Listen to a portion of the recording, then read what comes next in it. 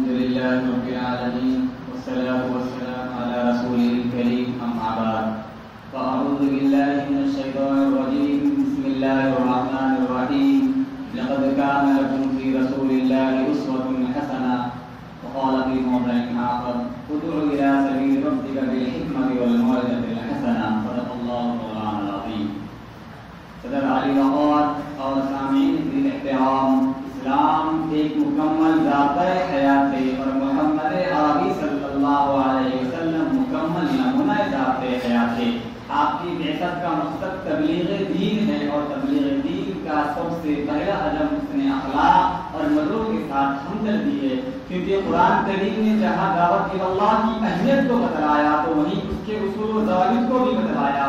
لہذا جب ہم تبلیغ دین کے سلسلے میں قرآن مجید سے رہنمائی حاصل کرتے ہیں تو پتہ چلتا ہے کہ ادعو الی سبیل ربک بالحکمۃ والموعظۃ الحسنہ کہ انبیاء کرام علیہ السلام کے اعمال وحی الہی کی عملی تصویر ہوتی ہے. چنانچہ حضرت موسیٰ علیہ السلام اور حضرت ہارون علیہ السلام جب فرعون کے پاس تبلیغ دین کے لیے پہنچے تو خداوند قدوس نے انہیں قبول اور لکینہ کا حکم فرمایا.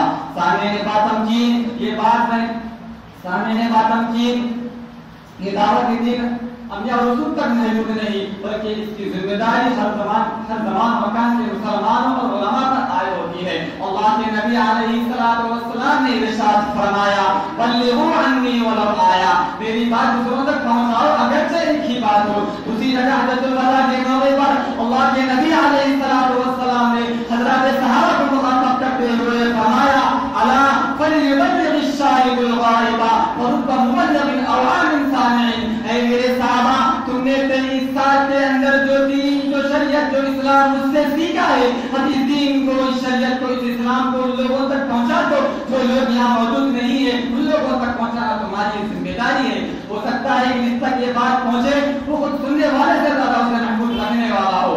عزیزان گرامی، حضرت مولانا علی میاں ندوی رحمۃ اللہ علیہ نے دعوت کی ترجیح کو بیان کرتے ہوئے فرمایا کہ انبیاء کرام علیہ السلام کی طرف دعوت و تبلیغ میں اصل مخاطب غیر مسلموں کو ہی بنایا جاتا ہے اور ان کے سختی دلوں کو ایمان و یقین اور اسوہ حسنہ کی روشنی سے موم بنا کے ایمان و عمل کے سانچے میں ڈھالا جاتا ہے. اور جب اس طرح مومنوں کی ایک جماعت تیار ہو جاتی ہے تو اسے نبوی تعلیمات سے آراستہ کر کے غیر مسلموں کو اللہ کے دین کی طرف متوجہ کرنے کے لیے تیار کیا جاتا ہے.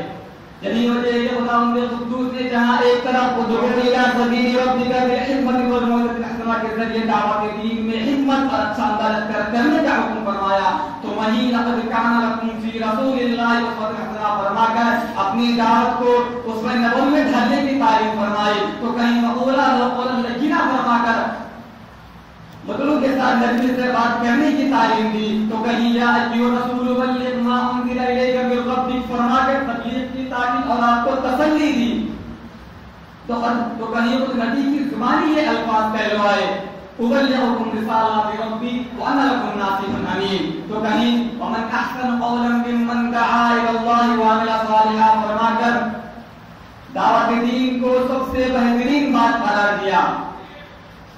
لیکن دوستو یہ بات ذہن نشین رہے کہ اخلاق کسی بھی قوم کی زندگی کے لیے یہ ہڈی کی حیثیت رکھتا ہے. آپ کا تعلق کسی بھی قوم سے ہو، اخلاق دنیا کے مسائل کا مشترکہ بات ہے جس میں کسی کا اختلاف نہیں، لیکن دعوت دین میں اخلاق کا بھی بڑا اہم کردار ہے.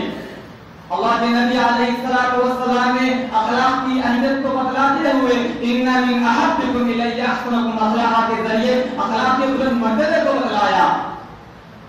تو ایک اور موقع پر اللہ کے نبی علیہ السلام نے صاف طور پر کہہ دیا ادبانی ربی فاحسن تعلیمی، میرے تربیت اللہ تعالیٰ نے فرمائی اور بہترین فرمائی.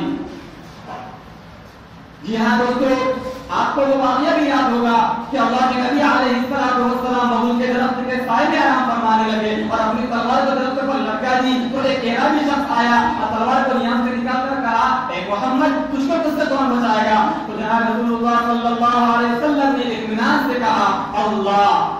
لیکن اللہ کے نبی علیہ السلام نے اس کو اس حرکت پر کی کوئی سزا نہیں دی بلکہ اس نے معاف کر دیا.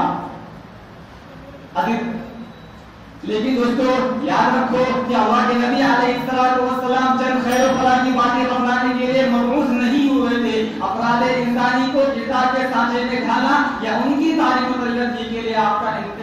نہیں ہوا تھا.